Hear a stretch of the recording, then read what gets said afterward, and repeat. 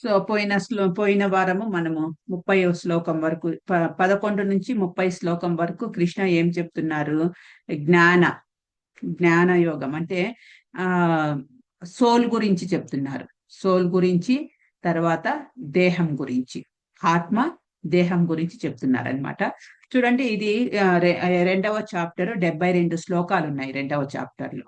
So 72 శ్లోకాలను ఎలా section wise ఎలా విభజించారో నేను ఒకసారి చెప్తాను, గమనించండి. ఏదైనా బుక్ పెట్టుకోండి, బుక్ లో రాసుకోండి, మీకు యూజ్ అవుతుంది. సో రెండవ అధ్యాయం 1వ శ్లోకం నుంచి 10వ శ్లోకం వరకు ఏం చెప్తున్నారంటే, Arjuna's further doubt surrender to Krishna. అర్జునకి ఇంకా ఏవైతే డౌట్లు ఉన్నాయో దాని గురించి అడుగుతున్నారు. తర్వాత రెండవ అధ్యాయం 7వ శ్లోకంలో కృష్ణకు శరణాగతి వేడుకున్నాడు అర్జున. తర్వాత కృష్ణను గురువుగా స్వీకరించాడు. అది ఆ సెక్షన్ లో జరిగింది, 1వ శ్లోకం నుంచి 10వ శ్లోకం వరకు. నెక్స్ట్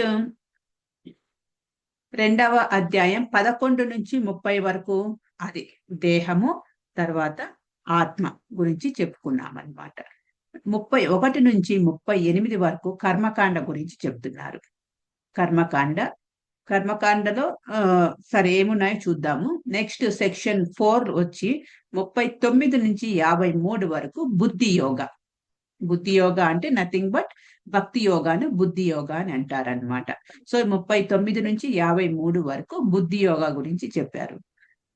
తర్వాత 54 నుంచి 72 వరకు స్థిత ప్రజ్ఞ అనేవాడు ఎలా ఉంటాడు, వాని యొక్క లక్షణాలు ఏంటి, స్థిత ప్రజ్ఞ గురించి చెప్పుకుంటాము 54 నుంచి 72 వరకు. ఈ రోజు 31వ శ్లోకం. 30వ శ్లోకం వరకు, 30వ శ్లోకం లాస్ట్ ఏమైంది? పోయిన శ్లోకంలో ఓ భరతవంశీయుడా, దేహంలో నివసించేవాడు ఏనాడును చంపబడడు కనుక నీవు ఏ జీవి గురించి దుఃఖించవలసిన అవసరం లేదు అని చెప్తున్నాడు కృష్ణ. అంటే మార్పు రహితమైన భాష్యము, 30వ శ్లోకం భాష్యమే చదువుతున్నాను. మార్పు రహితమైన ఆత్మను గురించిన ఉపదేశ అధ్యాయాన్ని భగవంతుడు ఇప్పుడు ముగిస్తున్నాడు. అంటే ఆత్మ గురించి, ఆత్మ యొక్క వివరాలన్నీ ఇంతవరకు చెప్పాడు కదా. 11వ శ్లోకం నుంచి 30వ శ్లోకం వరకు చెప్పాడు. సో ఈ శ్లోకంతో అది ముగిస్తున్నాడు. శాశ్వతమైన ఆత్మను నానా రకాలుగా వర్ణిస్తూ శ్రీకృష్ణ భగవానుడు అతి నిత్యమైనదని, దేహం తాత్కాలికమని ధృవపరిచాడు. కనుక పితామహుడు, గురువు అంటే భీష్మ ద్రోణులు యుద్ధంలో మరణిస్తారనే భయంతో క్షత్రియుడైన అర్జునుడు తన విధిని విడిచిపెట్టకూడదు. మెయిన్ ఏం చెప్తున్నాడు కృష్ణ ఇక్కడ? మన విద్యుత్ ధర్మాన్ని విడిచిపెట్టకూడదు అనే ఒక్క పాయింట్ మీద నొక్కి వక్కానిస్తున్నాడు అని అంటారు కదా. అలా ఆ ఒక్క పాయింట్ని పట్టుకొని ఉన్నాడు. ఎందుకంటే అర్జునుడు క్షత్రియుని యొక్క ధర్మం ఏంటి? యుద్ధం చేయడం. సో నువ్వు యుద్ధం చేయాలి, ఎవరి ధర్మం వాళ్ళు నిర్వర్తించాలి, ధర్మం నిర్వర్తించకపోతేనే పాపం చేసినట్టు అవుతాడు అని మనకు ప్రతి ఒక్క శ్లోకంలో కూడా చెప్తున్నట్టు అనిపిస్తుంది కృష్ణ. ఇప్పుడు 31వ శ్లోకం చూద్దాం ఏం చెప్తున్నాడు. సధర్వమపి చావేక్ష నవికంపితుమర్హసి ధర్మాధియధ్యాశ్రేయో న్యక్షత్రియస్య న విద్యతే. ఎవరైనా చదువుతారా?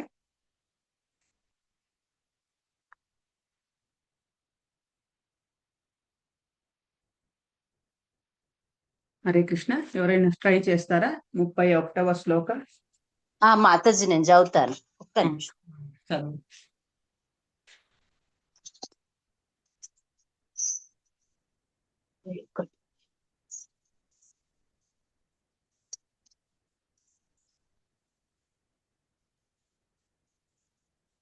స్వధర్మమపి చావేక్ష న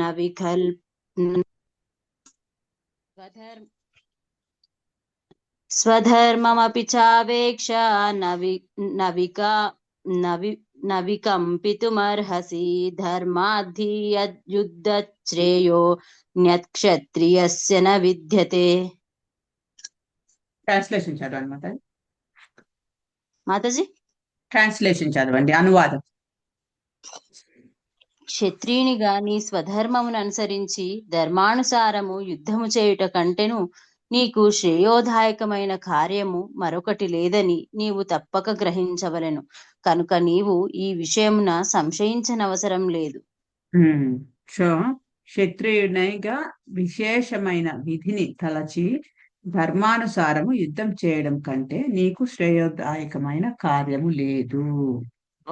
యుద్ధం చేయవలసినంతటి ఆ యుద్ధం చేస్తే వచ్చేటువంటి శ్రేయస్సు నీకు మరి ఏ పని చేసినా కూడా అవ్వదు, కుదరదు. నీకు ఆ శ్రేయస్సు లేదు అని చెప్తున్నారు.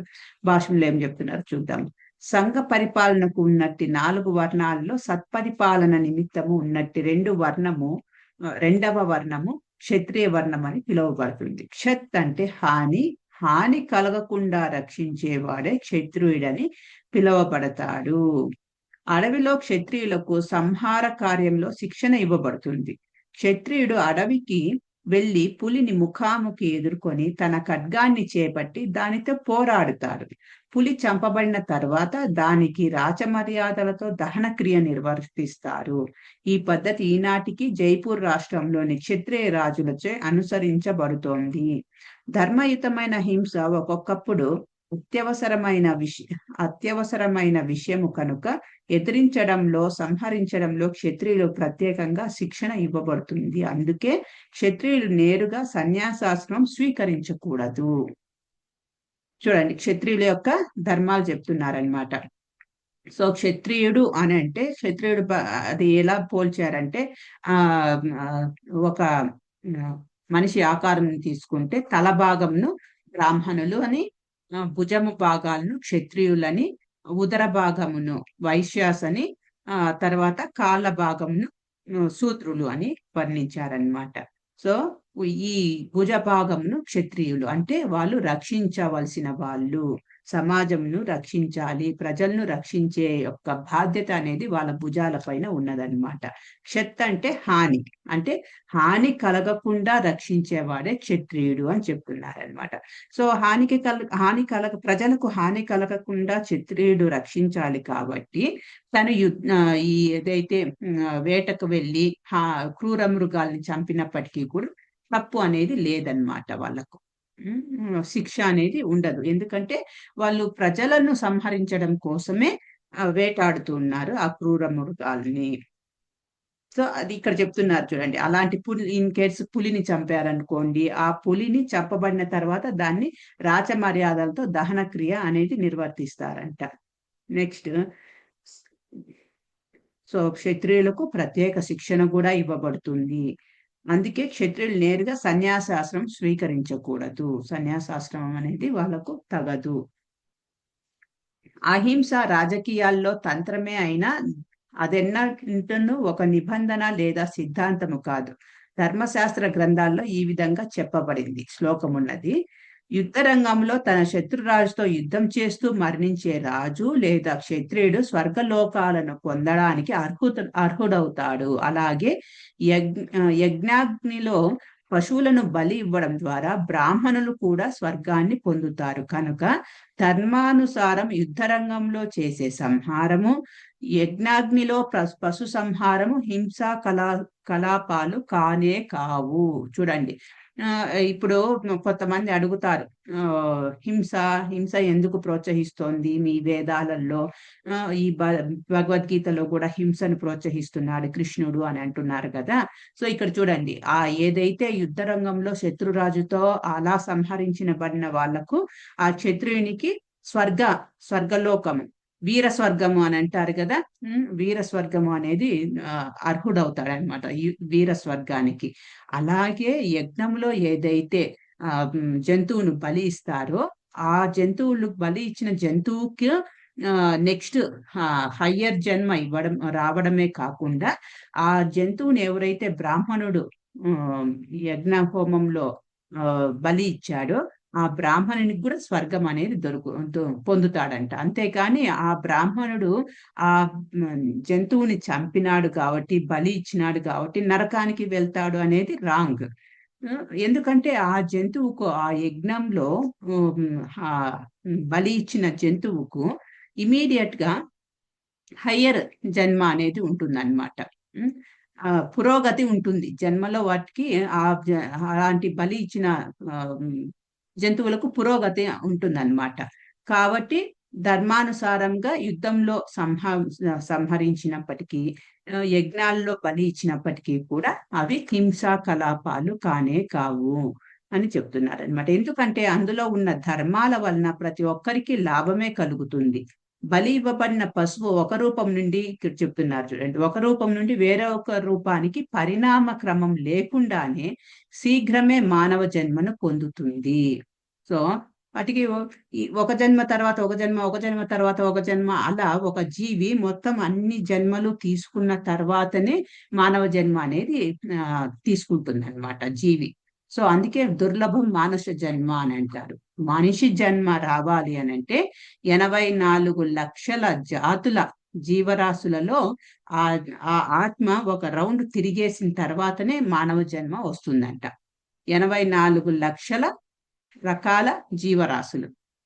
ఇప్పుడు 84 లక్షల కాదు, ఆ 84 లక్షలతో కాదు, 84 లక్షల రకాల అంటే ఇప్పుడు చూడండి, ఆ, మీకు ఒకసారి ఆల్రెడీ చెప్పాను, మీకు గుర్తుందో లేదో. ఇప్పుడు చేప, నీళ్ళల్లో ఉన్న చేప, నీళ్ళల్లో ఉండే వాటిని ఏమంటారు? ఇంగ్లీష్ లో ఆక్వాటిక్స్ అంటారు, తెలుగులో జలచరాలు. ఆ జలచరాలలో చేప ఒక రకము. ఆ చేపలో కూడా చాలా రకాలు ఉంటాయి. సో గోల్డెన్ ఫిష్ అని, హార్స్ ఫిష్ అని, ఆ తర్వాత స్టార్ ఫిష్, జెల్లీ ఫిష్, ఇలా రకరకాలు ఉంటాయి కదా. ఆ ఒక్కొక్క రకంలో అంతా ఈ జీవి వెళ్ళాల్సి వస్తుంది అనమాట. స్టార్ ఫిష్ లో ఉండాలి, దాని జీవిత కాలం కంటిన్యూ అవ్వాలి, ఎంతవరకు ఉంటుందో అంతవరకు. ఆ తర్వాత ఆ స్టార్ ఫిష్ లోంచి వెళ్ళిపోయిన తర్వాత ఆ జీవి ఇంకొక రూపం తీసుకుంటుంది జలచరాలలోనే. అలా 84 లక్షల జీవజాతుల్లో ఒక రౌండ్ తిరిగేసిన తర్వాత, జన్మలు తీసుకున్న తర్వాత, ఆ పైన లాస్ట్ లో వచ్చే జన్మ మానవ జన్మ. సో ఇక్కడ ఏం చెప్తున్నారంటే, ఎలా అయితే యజ్ఞంలో ఆ యజ్ఞంలో బలి ఇస్తే ఆ జీవికి ఈ సైకిల్ ఏదైతే కంపల్సరీ ఈ ఈ దేహంలో ఉండాలి అనేది లేకుండా వెంటనే ఇమీడియట్ గా మానవ జన్మ వచ్చేస్తుంది. అంటే ఇప్పుడు చూడండి, గుర్రము అశ్వమేధ యాగము అంటే అశ్వాలను బలి ఇస్తారనమాట. ఆ అశ్వము ఆ యజ్ఞంలో బలి ఇచ్చిన తర్వాత దానికి వెంటనే ఇంకొక జన్మ ఏది ఉంటుందంటే మనిషి జన్మ ఉంటుంది. అది మనకు వేదాలలో చెప్తున్నారనమాట. అలా ఇక్కడ ఏం చెప్తున్నారు? ఈ బలి ఇవ్వబడిన పశువు ఒక రూపం నుండి వేరొక రూపానికి పరిణామ క్రమం లేకుండానే శీఘ్రమే మానవ జన్మ పొందుతుంది. యుద్ధ రంగంలో చంపబడిన క్షత్రియులు కూడా స్వర్గలోకాలను చేరుకుంటారు. సో యుద్ధ రంగంలో చనిపోతే వాళ్ళు, ఆ శత్రువులు స్వర్గలోకాలను చేరుకుంటారు. బ్రాహ్మణులు కూడా యజ్ఞ నిర్వహణ ద్వారా వాటిని పొందుతారు, ఏటిని? స్వర్గాన్ని పొందుతారు. సో ఆ బ్రాహ్మణుడు ఆ ఈ అశ్వంను బలి ఇచ్చినంత మాత్రము ఆ బ్రాహ్మణుడు నరకలోకానికి వెళ్తాడు, పాపం వస్తుంది అనేది తప్పు. అది హింస కాదు అని చెప్తున్నారనమాట. సో అది ఆయన ధర్మము, బ్రాహ్మణుని ధర్మము. బ్రాహ్మణుని వృత్తి ఏదో ఆయన వృత్తి ఆయన చేస్తున్నాడు. అలాగే క్షత్రియుని వృత్తి క్షత్రియుడు చేస్తే వీర స్వర్గము, ఆ యుద్ధంలో చనిపోతే వాడికి వీర స్వర్గమే ఉంటుంది. అలా కాకుండా యుద్ధంను వదిలి పారిపోతే ఏమంటారు? పిరికి పందలాగా లెక్కేస్తారు. తర్వాత ఆ అదేంటి, యుద్ధంలో వెన్ను చూపిన వాడు అవుతాడనమాట. స్వధర్మాలు అంటే విశేషమైన విధులు 2 రకాలుగా ఉన్నాయి. ముక్తిని పొందనంత వరకు మనిషి ముక్తి సాధనకై ధర్మానుసారము తన జన్మకు సంబంధించిన విధులను నిర్వర్తించాలి. మనిషి ముక్తిని పొందిన తర్వాత అతని స్వధర్మము అంటే విశేషమైన విధి ఆధ్యాత్మికమే అవుతుంది.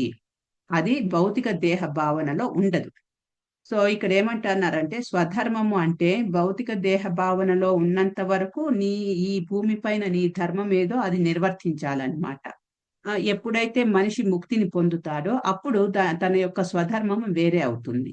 యాక్చువల్ గా మన యొక్క స్వధర్మం ఏంటి అని అంటే ఆ భగవంతుని యొక్క సేవ చేసుకోవడమే మన యొక్క స్వధర్మం. విశేషమైన దేహాత్మ భావనలో బ్రాహ్మణులకు క్షత్రియులకు విశేషమైన విధులు ఉంటాయి. ఆ విధులు అనివార్యమైనవి. స్వధర్మము భగవంతుని చేతనే నిర్ణయించబడింది. ఇది 4వ అధ్యాయంలో స్పష్టత చేయబడుతుంది. ఓకే, మనం 4వ అధ్యాయం వరకు వెయిట్ చేస్తే క్లియర్ గా తెలుస్తుంది ఆ స్వధర్మం అంటే ఏంటి అనేది. దేహస్థితిలో స్వధర్మము వర్ణాశ్రమ ధర్మం అని లేదా మనిషి ఆధ్యాత్మిక అవగాహనకు సోపానమని పిలువబడుతుంది. వర్ణాశ్రమ ధర్మస్థితి నుండే అంటే వివిధ దేహ గుణాలను బట్టి ఉన్నట్టి విశేష విధుల స్థితి నుండే మానవ నాగరికత ప్రారంభమవుతుంది. చూడండి, వివిధ దేహ గుణాలను బట్టి ఉన్నట్టి విశేష విధుల స్థితి అంటే ఇప్పుడు బ్రాహ్మణ కుటుంబంలో పుట్టినంత మాత్రము అంటే పుట్టుక ద్వారా బ్రాహ్మణుడు అనడము తప్పు అని అంటున్నారు అనమాట. పుట్టుక ద్వారా బ్రాహ్మణుడు అయ్యిండొచ్చు, కానీ ఆ బ్రాహ్మణ కుటుంబంలో పుట్టిన వ్యక్తికి బ్రాహ్మణ గుణాలు లేకపోతే వాడు యాక్చువల్ బ్రాహ్మణ అవ్వడనమాట. బ్రాహ్మణ కుటుంబంలో పుట్టాడు అంతే, బ్రహ్మబంధు అని అంటారు అలాంటి వాళ్ళను. బ్రాహ్మణ కుటుంబంలో పుట్టి బ్రాహ్మణుడు ఏదైతే చేయాలో ధర్మము, ఆ ధర్మము చేయకుండా అతని గుణము వేరే రకంగా ఉందనుకోండి, ఆయన బ్రహ్మబంధు తప్ప బ్రాహ్మణుడు అవ్వడనమాట. అదే ఇక్కడ చెప్తున్నారు. గుణ కర్మ విభాగస్య, కృష్ణ భగవద్గీతలో చెప్తారు. గుణ కర్మ విభాగస్య, గుణాలను ప్రకారము కర్మను ప్రకారము విభజించినాడు. అదే ఏంటి? బ్రాహ్మణ, క్షత్రియ, వైశ్య, శూద్ర. సో అది 4 వర్ణాలు ఉన్నది.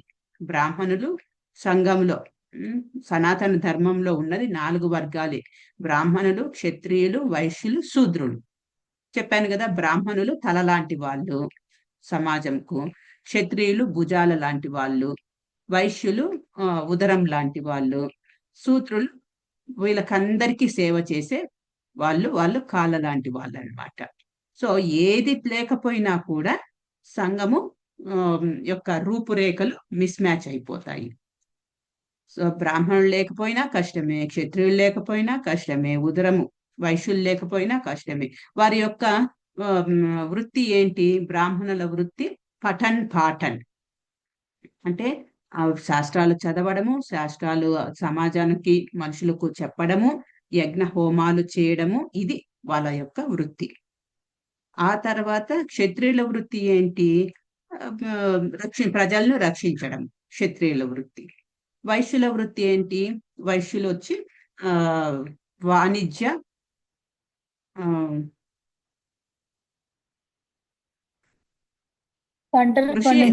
కృషి గోరక్ష వాణిజ్య. కృషి గోరక్ష వాణిజ్య. కృషి అంటే వ్యవసాయం చేయడము, గోరక్ష అంటే గోవులు రక్షించడము, వాణిజ్యం అంటే వ్యాపారం చేయడం. ఇవి వైశ్యుల యొక్క గుణాలన్నమాట. వీళ్ళందరినీ కూడా సేవ చేసే వాళ్ళు శూద్రులు అవుతారు. సో అలా గుణాల ప్రకారము వాళ్ళు చేసే కర్మల ప్రకారము విభజించారు, గుణకర్మ విభాగస్య. అంతేగాని ఇప్పుడు ఏవైతే వస్తున్నాయో ఆ కులము ఈ కులము ఇవన్నీ రాంగ్ అన్నమాట. ఇవన్నీ ఆ తర్వాత వచ్చినాయి. భగవంతుడు విభజించింది ఇవే 4 గుణకర్మ విభాగస్య. బ్రాహ్మణ, క్షత్రియ, వైశ్య, శూద్ర, అంతే. 32వ శ్లోకం చదువుతాం.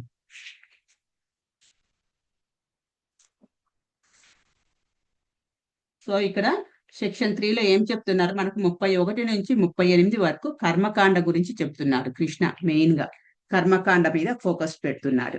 32వ శ్లోకం: యదృచ్ఛయా చోపన్నం స్వర్గద్వారామపావృతం సుఖీన క్షత్రియ పార్థ లభంతే యుద్ధమీదృశం. ఎవరైనా చేస్తారా? చదువుతారా శ్రీదేవి మాతాజీ? హరే కృష్ణ మాతాజీ. చదువుతాం మాతాజీ. చదవండి. యదృచ్ఛయా చోపపన్నం స్వర్గద్వారమపావృతం సుఖినః క్షత్రియః పార్థ లభంతే యుద్ధమీదృశం. అనువాదం చదవండి మాతాజీ. ఓ పార్థ, స్వర్గద్వారములను తెరుచున్నటువంటి యుద్ధావకాశమును కోరకనే అప్రయత్నముగా పొందునటువంటి క్షత్రియులు సౌఖ్యవంతులు. చూడండి, స్వర్గద్వారాలు ఓపెన్ గా ఉంటాయి, తెరిచే ఉంటారంట, వెల్కమ్ చెప్తుంటాయి స్వర్గద్వారాలు. ఎవరికి? క్షత్రియులకు. ఏ క్షత్రియులకు? యుద్ధం చేసే క్షత్రియులకు. ఈ యుద్ధంలో ఎటువంటి శుభము నాకు కనిపించడం లేదు, ఇది శాశ్వతమైన నరకవాసమునే కలిగిస్తుంది అని పలికిన అర్జునుని తీరును జగద్గురువుగా శ్రీకృష్ణ భగవానుడు తప్పుబడుతున్నారు. సో ఆ వాక్యం చెప్పాడు అర్జునుడు మనకు 1వ అధ్యాయంలో, ఈ 2వ అధ్యాయం బిగినింగ్ లో కూడా, ఈ యుద్ధంలో ఎటువంటి శుభము నాకు కనిపించడం లేదు. సో బంధువులందరినీ చంపుకొని నేనేమి సుఖపడతాను కృష్ణ అని అంటాడు కదా. నాకు సింహాసనం వస్తుంది, సింహాసనాన్ని నేను అధిష్ఠిస్తాను, మా పాండవులందరము ఈ రాజ్యాన్ని ఏల్తాము. సరే, రాజ్యాలను ఏల్తాము, ఏం సుఖము? బంధువులు మొత్తము చనిపోయినారు, ఎవరితో ఎంజాయ్ చేయాలి? ఎవరితో మా ఆనందాన్ని పంచుకోవాలి? నాకు సుఖం అయితే ఏమి కనిపించట్లేదు కృష్ణ అని అంటాడు కదా, నరకమే కనిపిస్తోంది అనేసి. దానికి అర్జునుడికి జగద్గురువు అయిన భగవంతుడు ఇలా తప్పు, నువ్వు చెప్తున్నది తప్పు అని అంటున్నాడు అనమాట. అర్జునుని అటువంటి పలుకులు కేవలం అజ్ఞానము వల్లనే వచ్చాయి. తన ప్రత్యేక విధి నిర్వహణలో అతడు అహింసాయుతుడు కాగోరాడు. క్షత్రియుడు యుద్ధరంగంలో నిలవడం, ఆపై అహింసాయుతుడు కావడం మూర్ఖుల సిద్ధాంతం. చూడండి, అహింస చేయకూడదంట, కానీ రాజ్య పరిపాలన చేయాలి క్షత్రియుడు కాబట్టి. క్షత్రియుల ధర్మం ఏంటి? రాజ్య పరిపాలన చేయాలి, తప్పకుండా చేయాలి. చిన్న ఊరినైనా వాడు పరిపాలన చేయాలన్నమాట. సో ఆ క్షత్రియుల ధర్మం నిర్వర్తించాలంటే నీకు రాజ్యం ఉండాలి, రాజ్యం కావాలంటే యుద్ధం చేయాలి. యుద్ధంలో నిలబడి నువ్వు నేను హింస చెయ్యను అని అంటే అది మూర్ఖత్వం అవుతుంది, అజ్ఞానమే అవుతుంది అని అంటున్నాడు అనమాట. తన ప్రత్యేక విధి నిర్వహణలో అతడు అహింసాయుతుడు కాగోరాడు. క్షత్రియుడు యుద్ధరంగంలో నిలవడం, ఆపై అహింసాయుతుడు కావడం మూర్ఖుల సిద్ధాంతం. వ్యాసదేవుని తండ్రి గొప్ప ఋషి అయిన పరాశురునిచే రచింపబడిన ధర్మసూత్రాల్లో, అంటే పరాశర స్మృతిలో ఈ విధంగా చెప్పబడినది. చూడండి, పరాశర స్మృతిలోని ఒక శ్లోకాన్ని ప్రభుపాదుల వారు క్రాస్ రెఫరెన్స్ ఇస్తున్నాడు. అందుకే ప్రభుపాదుల వారి బుక్ అంత ఫేమస్ అయ్యింది. క్రాస్ రెఫరెన్సెస్ చెప్తాడు, నేను ఇక్కడి నుంచి తీసుకున్నాను, భాగవతం నుంచి తీసుకున్నాను, ఇది పరాశర స్మృతి నుంచి తీసుకున్నాను మెన్షన్ చేస్తున్నాడు. చూడండి శ్లోకంతో పాటు, క్షత్రియోహి ప్రజారక్షాన్ శస్త్రపాణి ప్రదండయాన్ నిర్జిత్య పర సైన్యాది క్షితిం ధర్మేణ పాలయేత్. మీనింగ్ ఏంటి? పౌరులను అన్ని రకాలైన కష్టాల నుండి రక్షించడం క్షత్రియుని ధర్మం. ఆ కారణంగా అతడు శాంతి భద్రతల కొరకు తగిన సందర్భాలలో హింసను చేయవలసి ఉంటుంది. కనుక అతడు శత్రురాజుల సైన్యాలను జయించి ఆ విధంగా ధర్మబద్ధంగా ప్రపంచాన్ని పరిపాలించాలి. సో ఇప్పుడు క్షత్రియులు లేరు కదా, మనకు రాజ్య పరిపాలన అనేది లేదు. ఇప్పుడు క్షత్రియులు అంటే ఎవరు? జవాన్లు మాతాజీ, దేశం కోసం పోరాడుతున్నారు కదా. ఓకే, వాళ్ళు సైనికులు అవుతారు, క్షత్రియ సైనికులు. ఓకే, సైనికులు. రాజులు ఎవరు ఇప్పుడు మనకు? రాజులు, రాజ పరిపాలన అంటే ఎవరు? మంత్రులు.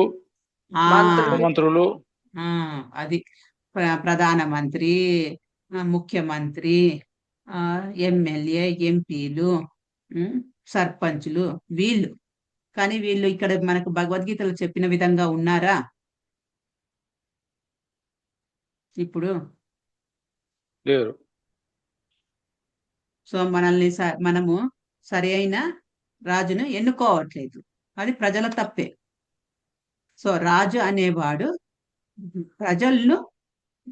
ప్రజలకు ఏ మాత్రం ఇబ్బంది లేకుండా చూడగలిగినంతటి కెపాసిటీ ఉండాలి. పౌరులను అన్ని రకాలైన కష్టాల నుండి రక్షించడం క్షత్రియుని ధర్మం. ఎటువంటి కష్టము ప్రజలకు రాకూడదు.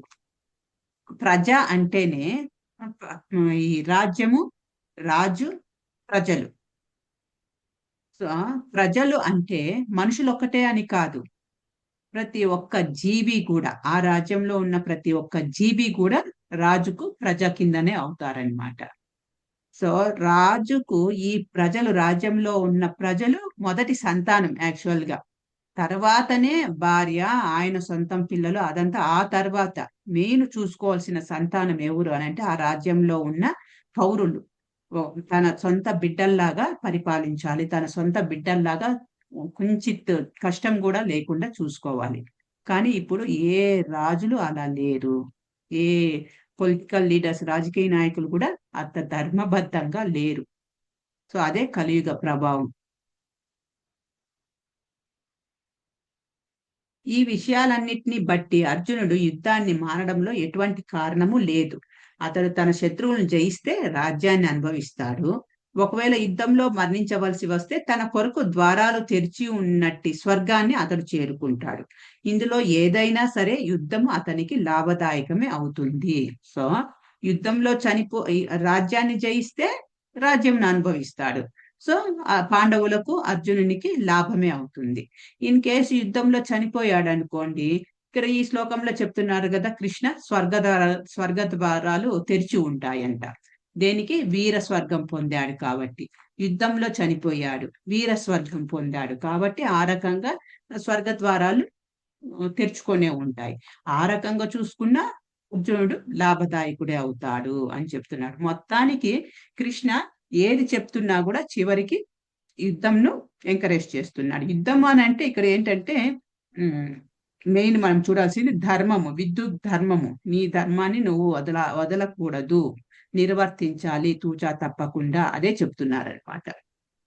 33వ శ్లోకం చూద్దాం. అతశ్చేత్వమిమం ధర్మం సంగ్రామం న కరిష్యసి తతః స్వధర్మం కీర్తిం చ హిత్వా పాపమప్స్యాసిసి. ఎవరైనా చదువుతారా? చదువుతా మేడం. మాతాజీ, చదవండి. చేత్వమిమం ధర్మ్యం సంగ్రామం న కరిష్యసి తత స్వధర్మం కీర్తిం చ హిత్వా పాపమవాప్స్యసి.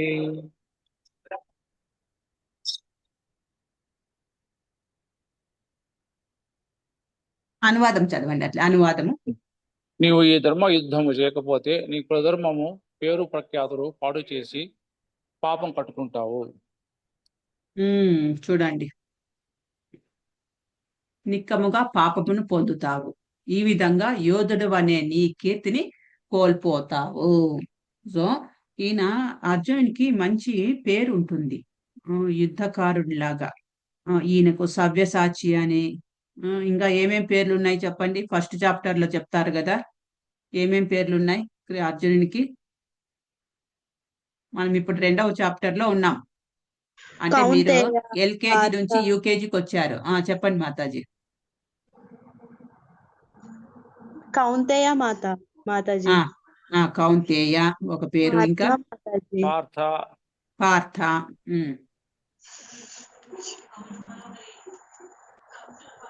ఇంకా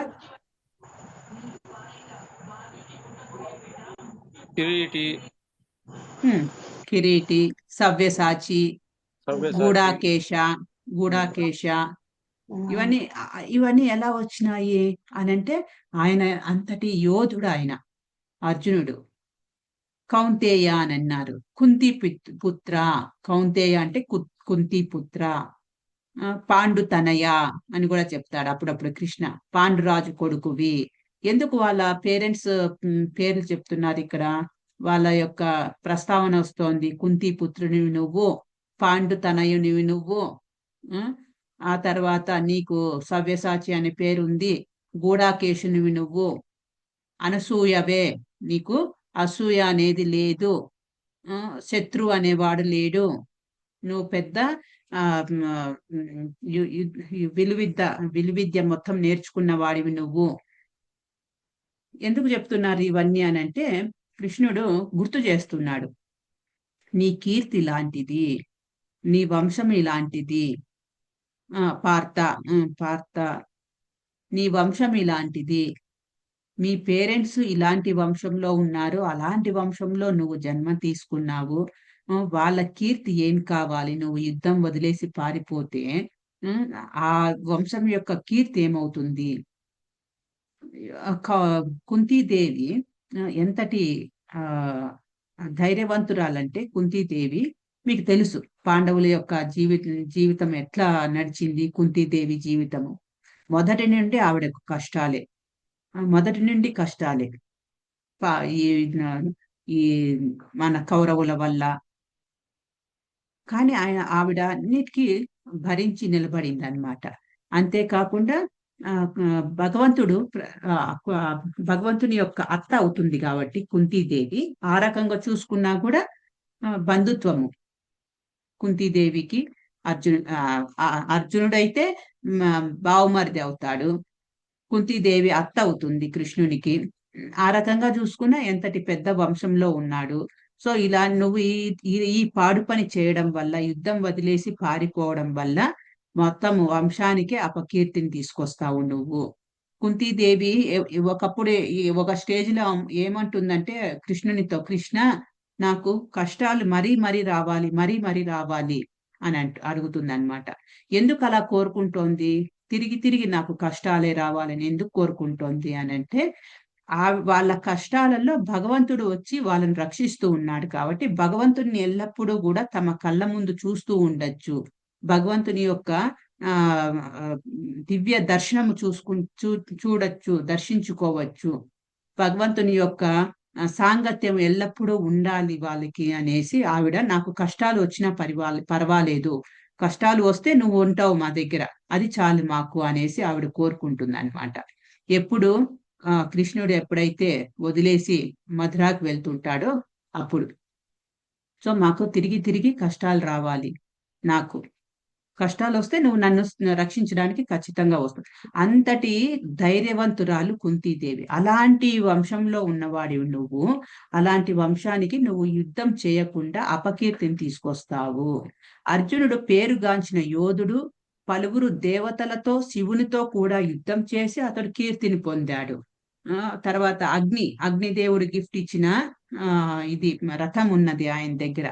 సో ఇంత ఉండి కూడా నువ్వు ఎందుకు పారిపోవాలని చూస్తున్నావు అని అంటున్నారు అనమాట. వేటగాని రూపంలో ఉన్న శివునితో పోరాడి, సో ఇదొక లీల చెప్తున్నారు చూడండి, పాస్టే.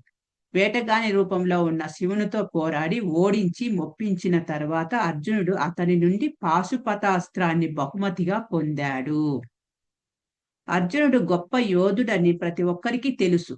ద్రోణాచార్యుడు కూడా అతనికి వరాలనిచ్చి గురువైన వధించగల విశేషమైన ఆయుధాన్ని ప్రసాదించాడు. ఎవరు? ద్రోణాచార్యుడు.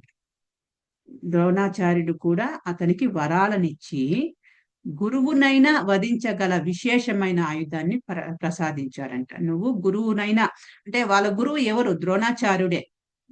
ద్రోణాచార్యుడే ఆయన యొక్క అర్జునుడిని చూసి ఏమంటారు, పరవశించిపోయి ముచ్చటపడి ఆయుధాన్ని ప్రసాదించాడంట. ఆ ఆయుధం ఎలాంటిది? వాళ్ళ గురువు గారిని కూడా చంపగలిగినంతటి శక్తి ఉన్న ఆయుధం అంట. అంటే గురువు ఎవరు ఇక్కడ? ఈయనే ద్రోణాచార్యుడే. ఈ విధంగా అతడు స్వర్గరాజు తన జనకుడు అయిన ఇంద్రునితో పాటు పలువురు ప్రామాణికుల నుండి పలు యుద్ధ యోగ్యతలను పొందాడు. అతడు యుద్ధాన్ని విడిచిపెడితే క్షత్రియునిగా తన విశేషమైన ధర్మాన్ని అలక్ష్యపరచడమే కాకుండా పేరు ప్రతిష్టలన్నిటినీ కోల్పోయి ఆ విధంగా నరకానికి రాచమార్గాన్ని తయారు చేసుకుంటాడు. ఇంకొక రకంగా చెప్పాలంటే యుద్ధం చేయడం వలన కాక యుద్ధం నుండి తప్పుకోవడం ద్వారా అతడు నరకానికి వెళ్తాడు. చూడండి, యుద్ధం చేస్తే ముందు శ్లోకంలో ఏం చెప్తున్నారు? 32వ శ్లోకంలో నువ్వు యుద్ధం చేసి యుద్ధంలో చనిపోతే నీకు స్వర్గద్వారాలు ఓపెన్ అయి ఉంటాయి, తెరిచే ఉంటాయి, స్వర్గానికి వెళ్ళిపోవచ్చు అని అంటున్నారు. ఇక్కడ యుద్ధం చేయకుండా వెళ్ళిపోవడం వల్ల నరకానికి వెళ్తావు అని చెప్తున్నారు. మొత్తానికి యుద్ధం చేయాలి, కర్మకాండ, యుద్ధం చేయాలి అని చెప్తున్నారు అనమాట. 34వ శ్లోకం. ఏమన్నా డౌట్స్ ఉన్నాయా? నేను చెప్పుకుంటూ వెళ్ళిపోతున్నా.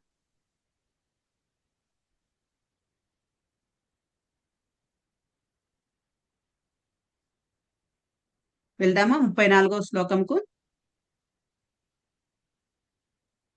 వెళ్దాం మాతాజీ. ఓకే. అకీర్తిం చాపి భూతాని కథయిష్యంతి తే వ్యయాం సంభావితస్య చాకీర్తిర్మరణాదతి దృశ్యతే. మరణాదతిరిచ్యతే. ఎవరైనా చదువుతారా?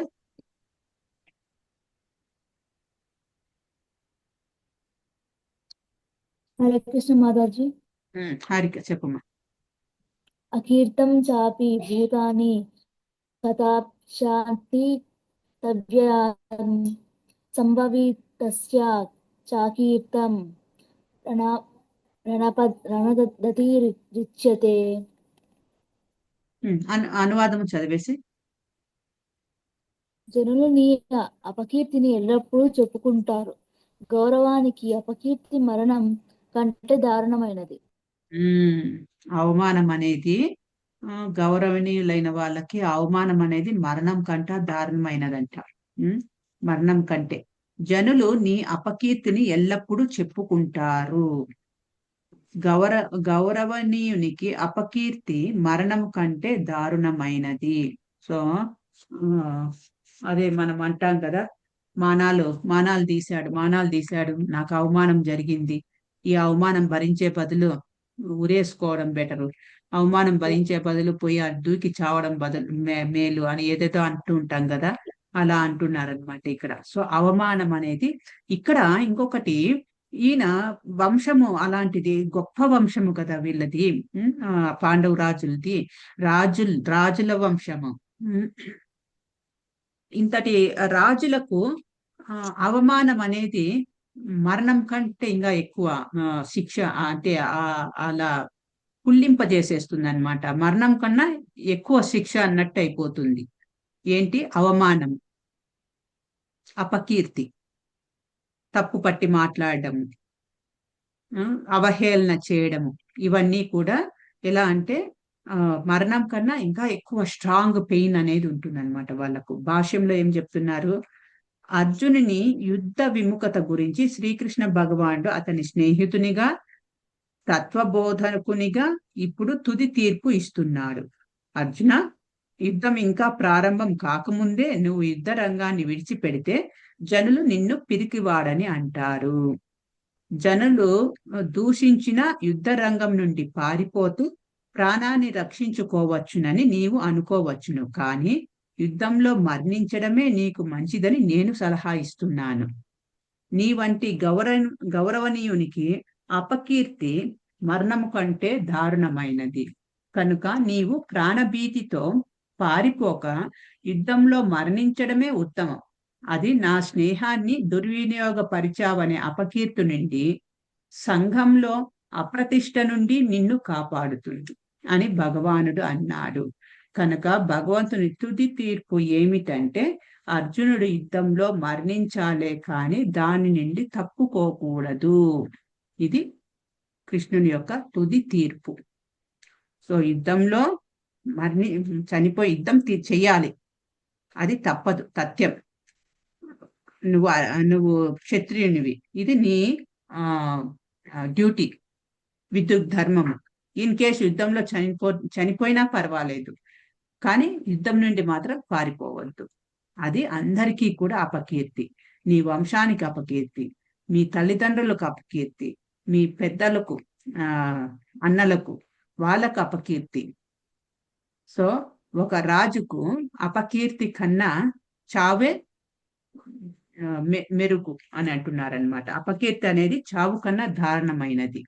దాని బదులు చావడమే బెటరు యుద్ధంలో. యుద్ధంలో చావడం వల్ల స్వర్గ ద్వారాలు తెరిచి ఉంటాయి, స్వర్గానికి వెళ్ళొచ్చు.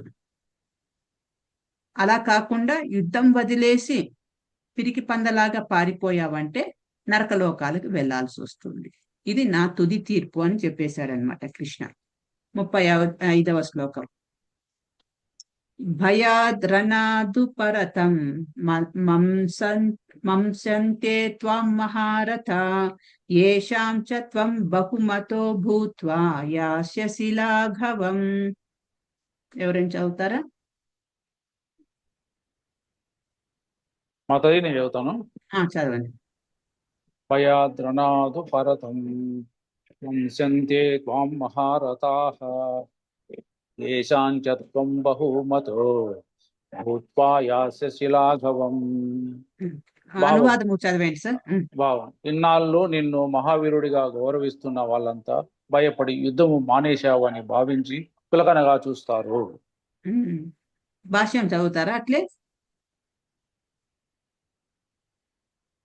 సో 5-6 లైన్లు ఉంది అంతే. మ్యూట్లోకి వెళ్ళండి. చదవండి.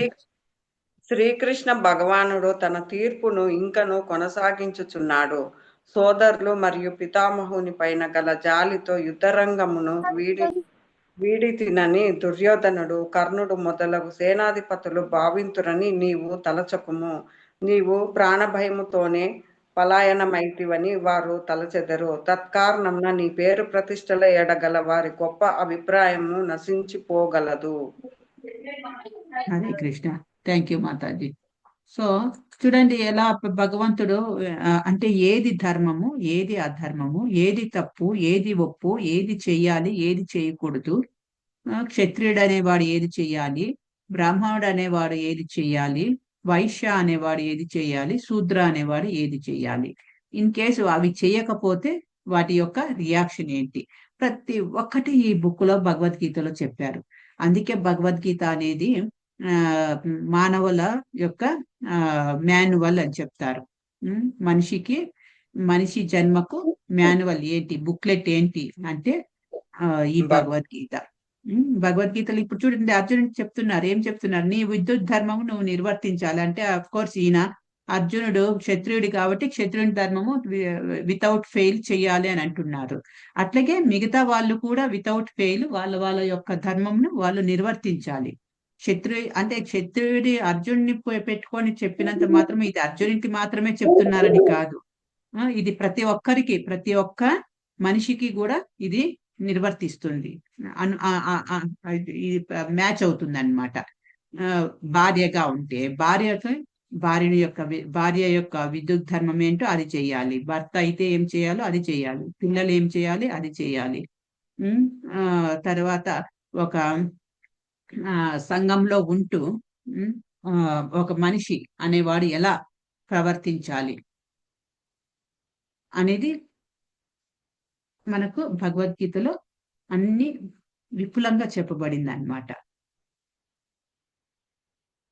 ఇక్కడ 35వ శ్లోకము ట్రాన్స్లేషన్ ఏం చెప్తున్నారు, ఇంకా తన తీర్పును అర్జునునికి ఇవ్వడం కొనసాగించాలి. నీ సోదరులు పితామహుని పట్ల జాలితోనే నీవు యుద్ధరంగం నుండి వెళ్ళిపోయావంటూ దుర్యోధనుడు, కర్ణుడు, ఇతర సమకాలీనులు వంటి మహాసేనాలు భావించగలరని అనుకోకు.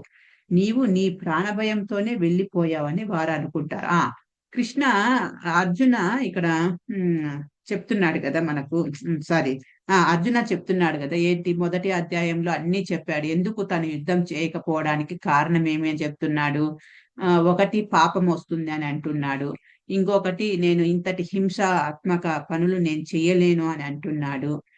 పాపం వస్తుంది, బంధువులు కదా వీళ్ళందరినీ చంపితే ఎలా చంపగలను, పాపం వస్తుంది.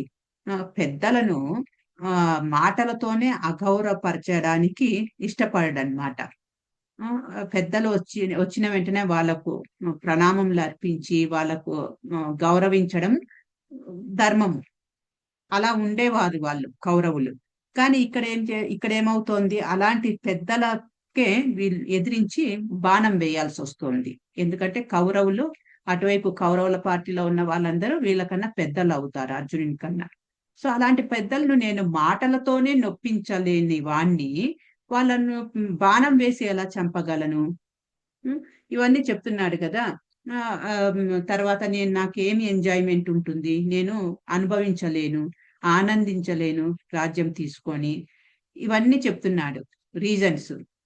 కానీ నువ్వు ఒక్కసారి యుద్ధం వదిలేసి పారిపోయావంటే నువ్వు ఒక పిరికి పందా అని అనుకుంటారు, కానీ నువ్వు ప్రాణభయంతోనే పారిపోయినావు, ప్రాణం నిలబెట్టుకోవడానికి పరారైపోయినాడు, పిరికి బందా వాడు అని అనుకుంటారే. కానీ నువ్వు ఇచ్చిన ఈ మొదటి చాప్టర్ లో ఇచ్చిన రీజన్స్ ఎవ్వరు పట్టించుకోరు అని చెప్తున్నారు.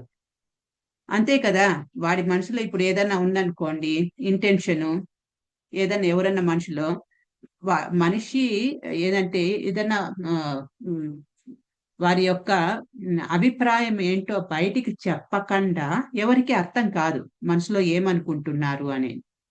సో ఏదైనా ప్రాబ్లం వచ్చినప్పుడు ఆ ప్రాబ్లం అక్కడే వదిలేసి వెళ్ళిపోతే ఆ మనిషి, అందరూ ఏమనుకుంటారంటే వీనికి ఆ ప్రాబ్లం సాల్వ్ చేయడం రాలేదు, వాడొక పిరికి పంద, అసమర్థుడు, చేయలేనివాడు, పనికి మాలినవాడు, పని రానివాడు, ఇలా అనుకుంటారే కానీ ఈ వ్యక్తి ఎందుకు ఆ పని చేయకుండా వదిలిపెట్టి వెళ్ళాడు అని డీప్ గా నాణానికి రెండో వైపు చూడరంటారు చూడండి, అట్లా నాణానికి ఒకవైపే చూస్తుంది సంఘం అనేది, సమాజం అనేది, నాణ్యానికి ఇంకొక మరోవైపు చూడదు. ఇక్కడ అర్జునుడు ఎప్పుడైతే పారిపోతాడో అందరూ ఏమంటారు, ఇవన్నీ ఈ అర్జునుడు చెప్తున్న ఈ కారణాలన్నీ ఎవరు పట్టించుకోరు, చెవికి కూడా ఎక్కించుకోరు. ఏమంటారు, వాడొక పిరికి పంద, ప్రాణభయంతో యుద్ధం వదిలి పారిపోయినాడు అనేస్తారు. ఇప్పుడు ఆ మచ్చ ఎవరి మీద పడుతుంది, మొత్తం వంశం మీద పడుతుంది, మీ అన్నదమ్ముల మీద పడుతుంది, మీ తల్లిదండ్రుల మీద పడుతుంది, మీ గురువుల మీద పడుతుంది అని. కాబట్టి యుద్ధం చేయడమే నీకు శ్రేయస్కరము అని చెప్తున్నారు అనమాట. ఓకే, అర్థమైందా? ఇక్కడ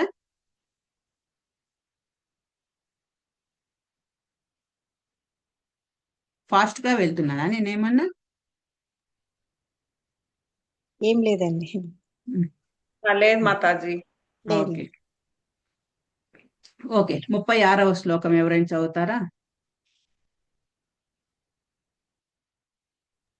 చదువుతా మాతాజీ. హరే కృష్ణ. చదవండి. అవాచ్య వాదాంశ బహూన్ వదిష్యంతి తవాహితాః నిందంతస్తవ సామర్థ్యం తతో దుఃఖతరం ను కిం. ట్రాన్స్లేషన్. నీ శత్రువులు నిన్ను పలు నిర్దయ వాక్యములతో వర్ణించుచు నీ సామర్థ్యమును నిందింతురు, ఇంతకన్నను నీకు దుఃఖకరమైనది వేరేది గలదు. భాష్యము. అర్జునుని అవాంఛితమైన జాలిని గాంచి శ్రీకృష్ణ భగవానుడు తొలుత దిగ్భ్రాంతి చెందెను. అట్టి జాలి అనార్యులను మాత్రమే తగినదని అతడు తెలియజేసెను. ఈ విధముగా భగవానుడు పలు వాక్యములతో అర్జునుని అవాంఛిత కరుణకు విరుద్ధముగా తన వాదనను నిరూపణ చేసి ఉన్నాడు. హరే కృష్ణ. హరే కృష్ణ. Thank you Mataji. ఇందాక చెప్పుకున్నాం కదా, కరుణ, నాకు పాపం అనిపిస్తోంది వాళ్ళని చంపడము, వాళ్ళ మీద నేను బాణం ఎత్తలేను, చెయ్యే ఎత్తలేను, వాళ్ళకు మీద బాణం వేసి ఎలా చంపడం నేను, కరుణ ఉంది, అహింస, అంటే హింస చేయదలుచుకోలేదు నేను, నాకు పాపం వస్తుంది, నేను ఆ రాజ్యాన్ని అనుభవించలేను, సంతోషంగా ఉండలేను, ఇవేవి చూడరు. సో ఏమంటారు, నిన్ను నిందిస్తారు, అవహేళనగా మాట్లాడతారు, పిరికి పంద అంటారు, చేతకాని వాడు అంటారు. సో అది చాలా చాలా దుఃఖభరితమైన ఏమంటారు కామెంట్స్, దుఃఖభరితమైన కామెంట్స్. దానికన్నా మరణమే బెటరు. చాలా నువ్వు బాధపడతావు. ఈ ఎప్పుడైతే యుద్ధం వదిలేసి వెళ్ళావంటే నువ్వు ఫ్యూచర్ లో చాలా చాలా బాధపడతావు. భవిష్యత్తులో యుద్ధం వదిలేసి మాత్రం వెళ్ళద్దు. నీ యొక్క మిత్రునిగా, నీ యొక్క శ్రేయస్సు కోరేవానిగా నేను ఇది నీకు చెప్తున్నాను. ఇది నా ఏమంటారు, నా అభిప్రాయము అని చెప్తున్నాడు కృష్ణ. ఆదేశం, ఆర్డర్ అన్నట్టు. అర్జునుని అనవసరమైన జాలి పట్ల ఆరంభంలో శ్రీకృష్ణ భగవానుడు ఆశ్చర్యపోయాడు. అతని జాలి అనార్యులకు తగినట్టిదని ఆ దేవదేవుడు వర్ణించాడు. సో ఇప్పుడు నీకు ఏదైతే జాలి ఉందో ఆ జాలి ఓకే, మంచిదే, కానీ కొంతవరకు లిమిట్ ఉంది. సో ఆ లిమిట్ దాటి మనం జాలి చూపించాల్సిన అవసరం లేదు. ఇప్పుడు కౌరవులు పాండవుల పట్ల ఎంతటి అఘాయిత్యాలు చేశారు కదా. సో మనకు 2వ అధ్యాయంలో స్టార్టింగ్ లోనే ఉన్నది కదా, 1వ అధ్యాయంలో ఉన్నది కదా, వీళ్ళు ఆకతాయిలు అనేసి. ఎవరు ఆకతాయిలు? అగ్రెసెసార్స్ అంటారు తెలుగులో, ఇంగ్లీష్ లో. ఆకతాయి పనులు చేసేవాళ్ళు. ఎవరు వాళ్ళు? మనకు 1వ అధ్యాయం 36వ శ్లోకంలో ఉంది, భాష్యంలో చెప్తున్నారు. విషము పెట్టేవాడు, ఇంటికి నిప్పు పెట్టేవాడు, మారణాయుధాలతో దాడి చేసేవాడు, ధనమును కొల్లగొట్టేవాడు, వేరొకరి స్థలమును ఆక్రమించేవాడు, పరస్త్రీని చెరబట్టేవాడు. వీళ్ళను ఆకతాయిలు అంటారు. ఆకతాయిలు అనంటే వాళ్ళకేం మనము వాళ్ళు జాలి చూపించాల్సిన అవసరం లేదు. ఆకతాయిలు కరెక్ట్. ఆకతాయి అంటే దుర్మార్గులు అంట మీనింగ్. అలాంటి దుర్మార్గులు ఇప్పుడు ఇవి ఏవైతే చెప్పారో 6 రీజన్స్, విషము పెట్టేవాడు 6 విషయాలు చెప్పారు. విషం పెట్టేవాడు, ఇంటికి నిప్పు పెట్టేవాడు, మారణాయుధాలతో దాడి చేసేవాడు, ధనమును కొల్లగొట్టేవాడు, వేరొకరి స్థలంను ఆక్రమించేవాడు, పరస్త్రీని చేరపట్టేవాడు. ఇవన్నీ కూడా కౌరవులు పాండవుల విషయంలో జరిగిందనమాట. కౌరవులు ఇవన్నీ చేశారు పాండవుల పట్ల. సో వాళ్ళు దుర్మార్గుల కింద లెక్క. అలాంటి వాళ్ళపైన నువ్వేమి జాలి చూపించాల్సిన అవసరం లేదు. ఆ జాలి అనేది కూడా ఒక లిమిట్ వరకు ఉంటుంది. ఆ లిమిట్ దాటి నువ్వేమంతటి త్యాగం చేయాల్సిన పని లేదు. సో జాలి చూపించద్దు, దానివల్ల నువ్వే నష్టపోతావు అని కృష్ణ ఇక్కడ చెప్తున్నాడు అనమాట. ఒక్క నిమిషం అండి.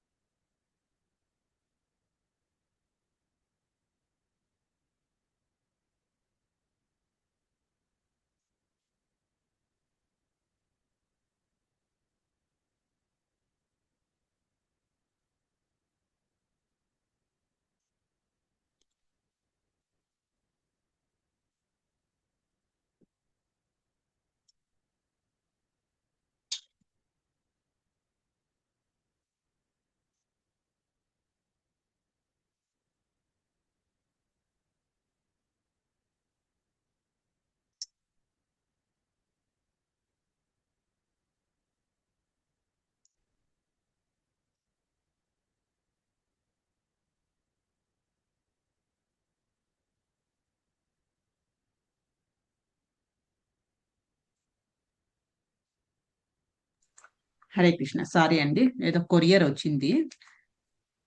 సో సో అలాంటి వాళ్ళ దుర్మార్గుల పైన నువ్వు జాలి చూపించాల్సిన అవసరం లేదు అర్జున. దయచేసి నీ కర్తవ్యంను నువ్వు చెయ్యి, నీ ధర్మాన్ని నువ్వు నిర్వర్తించు, యుద్ధం చెయ్యి అని చెప్తున్నాడు అనమాట. ఓకే, ఇక్కడికి మనము ఆపేద్దాము. నాకు నెక్స్ట్ 7 గంటలకు ఇంకొక క్లాస్ ఉంది. సో 37వ శ్లోకం నుంచి నెక్స్ట్ క్లాస్ లో చెప్పుకుందాం. మంగళవారం తిరిగి కలుద్దాము, మంగళవారం 5:30కు. సో చాలా మంది ఆబ్సెంట్ అవుతున్నారు. మేబీ 6:30 టైం అయితే మ్యాచ్ అయ్యేదేమో, 7:30 మ్యాచ్ అవ్వట్లేదో ఏమో తెలియట్లేదు. కాకపోతే ఇంకొక 2 వారాలు అంతే, 2 వారాల తర్వాత తిరిగి నార్మల్ టైంలోనే తీసుకుందాము, 6:30 తర్వాతనే. సో దయచేసి ఈ 2 వారాలు కోఆపరేట్ చేయండి.